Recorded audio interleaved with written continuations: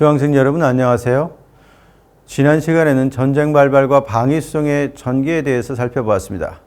이번 시간에는 북진에 따른 철도 시스템의 회복과 점령 철도의 관리, 새로운 전쟁에 따른 철수에 대해서 살펴보겠습니다.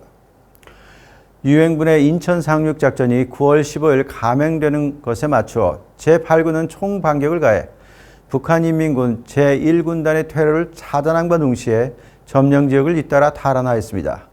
이에 맞추어 각 지구에서는 철도 시설의 응급 복구가 실시되었습니다. 한국 철도의 피해 상황을 보면 이미 많은 철도 시설이 노후화되어 있었지만 이에 더하여 교정과 B-29의 공중 폭격으로 수송력의 감퇴는 심각한 것이었습니다. 특히 정거장, 주요 교량 및 터널은 거의 파괴되어 철도 시스템의 회복을 막고 있었습니다.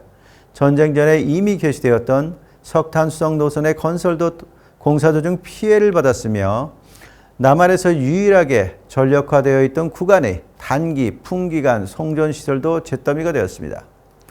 북상 중의 유엔군을 지원하기 위해 한국철도는 제1차 복구 계획으로 경부선의 외관 이북, 중앙선의 영천 이북에 복구 공사에 착구하기로 해 주요 교량에 각각 복구대가 설치되어 미군 공병대로부터 지원을 받아 공사에 임하였습니다. 그 후 제2차 복구 계획으로서 선로 복구대를 조직해 노선별로 피해 선로 210km, 소규모 차량 교량 및 터널 복구 공사에 착수했습니다.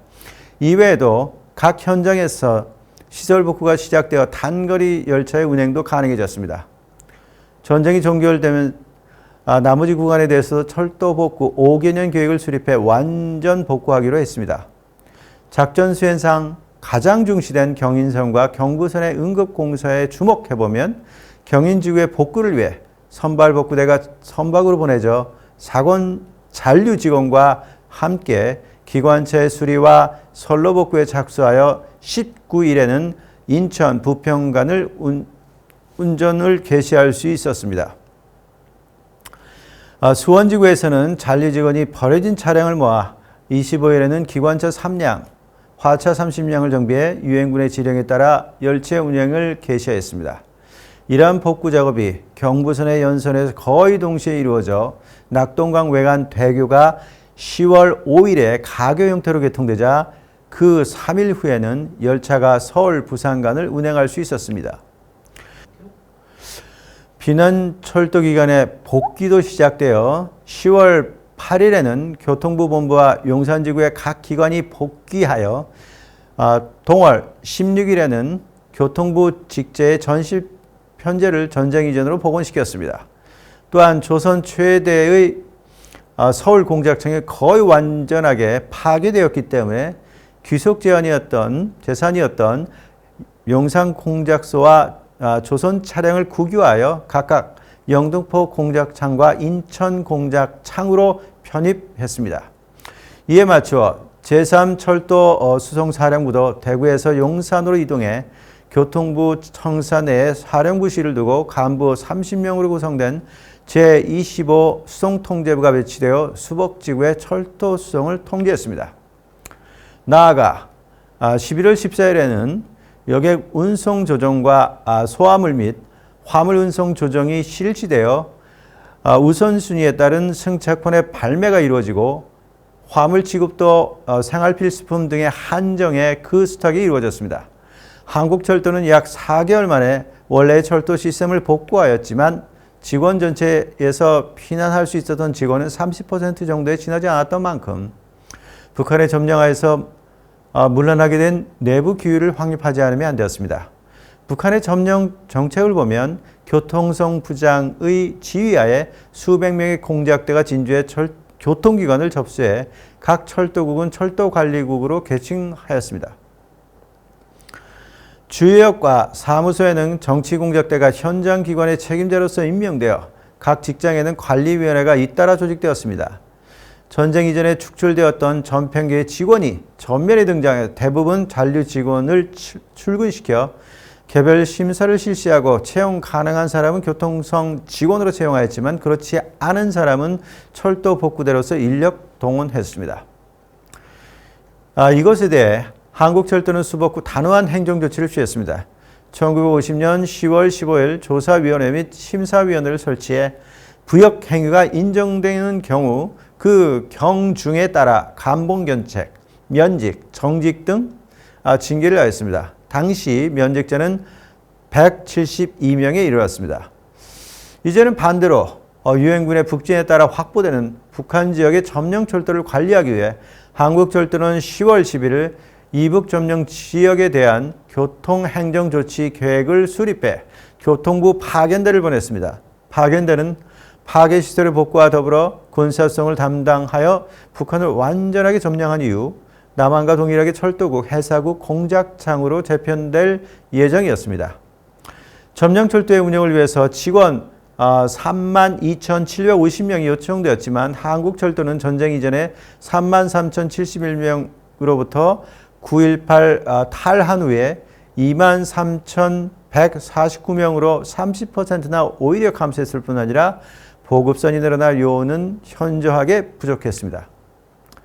이 때문에 본부 및 철도국의 업무 간소화, 역 98개소의 간이화를 통해 2회에 걸쳐 파견 요원을 염출했으나 그 규모는 원산, 평양, 안주, 평양공장, 원산공장, 해주공장을 다 합쳐도 2,200명이 지나지 않았습니다. 점령철도의 운영을 상황을 보면 군사열차 운행은 부분적으로 가능했지만 북한 측의 조직적인 후퇴로 인해 잔류 직원은 2,785명이 지나지 않았습니다. 그 외에도 복구자재가 부족하고 군정관의 권한도 불명확해서 그 성과를 가져올 수 없었습니다. 일개업 남짓한 점령철도의 운영은 결코 체계적인 것이 아니었습니다. 유엔군의 북진으로 북한 정권의 붕괴가 예상되자 중공군의 참전이 결정되어 유엔군에 대한 역공세가 개시되었고 이에 따라 전쟁은 새로운 전쟁으로 되었습니다. 이로 인해 유엔군의 철수가 불가피하자 신안주 파견대는 11월 30일에 청천간 이남으로 철수하기 시작해 12월 2일부터 평양에서도 파견대가 유엔군의 철수 수송에 종사했습니다. 중공군이 평양에 입성하고 남하하면서 38도선 이남 전역에 비상계엄이 선포되어 12월 9일에는 해주에서도 파견대가 철수해 14일에는 경의선의 임진강 이북의 철도기원이 모두 철수했습니다.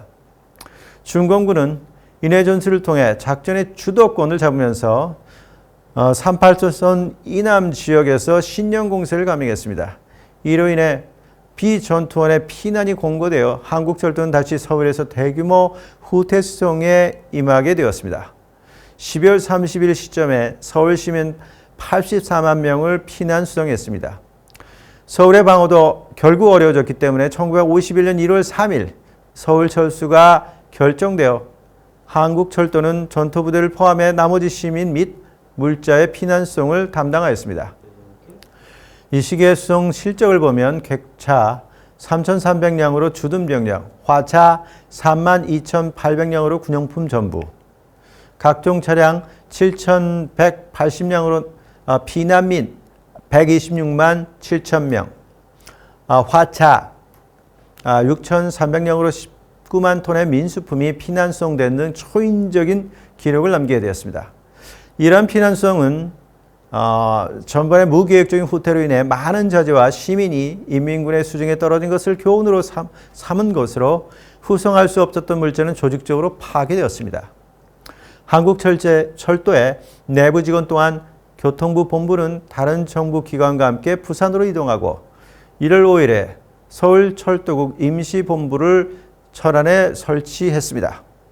제3철도수송 사령부도 대구로 철수하였습니다. 이런 체계적인 후퇴로 철도 차량뿐만 아니라 수송 가능한 자재도 보존할 수 있어 제3철도수송 사령부하에서 후방 지역의 수송을 체계적으로 관리할 수 있었습니다. 중공군의 인해 전술로 인해 유엔군은 37도선 부근에서 최대 출혈을 하도록 분쇄기식 전술을 구사했습니다. 이에 따라 한강 남단의 재진출해 3월 15일에는 서울을 탈환한 후 임진강까지 진격해 전쟁 이전의 영토를 확보하였습니다.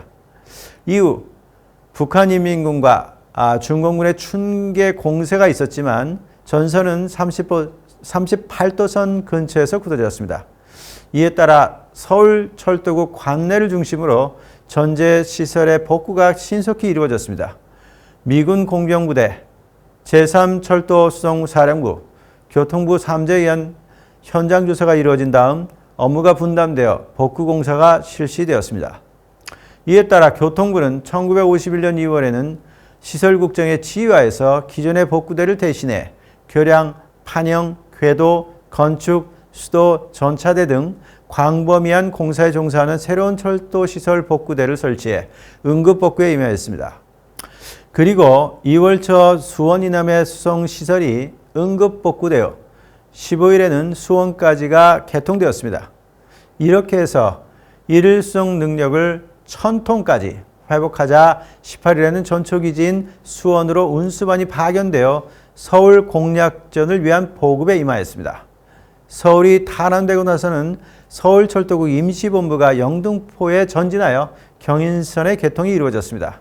그리고 4월부터 서울 일대 철도성이 재개되었고 4월 3일에는 경부선이 완전하게 개통되었습니다. 이에 제724 철도운영대대가 경부선의 부산 대전간과 동해 남부선을, 제712 철도운영대대가 경부선의 대전 이북과 호남선을 담당했습니다. 그 후 38도선 이남 지역에서 열차 운행이 재개됨에 따라 1951년 1월 1063개 지나지 않았던 열차 수는 6월에는 3397개에 달하게 되었습니다. 지금까지 한국철도가 점령지역의 수복에 따라 전제시설을 응급복구하고 철도 운영 시스템을 회복하고 나아가 북한 지역에도 교통부 파견대를 보냈지만 중공군의 참전으로 후퇴할 수밖에 없었고 다시 전선이 38도선 근처로 북상하면서 철도 수송의 회복이 이루어졌음을 살펴보았습니다. 다음 시간에는 1951년 7월부터 유엔군과 인민군 및 중공군 사이의 휴전회담이 시작되면서 본격화한 전제시설의 복구 과정에 관해 검토해 보도록 하겠습니다.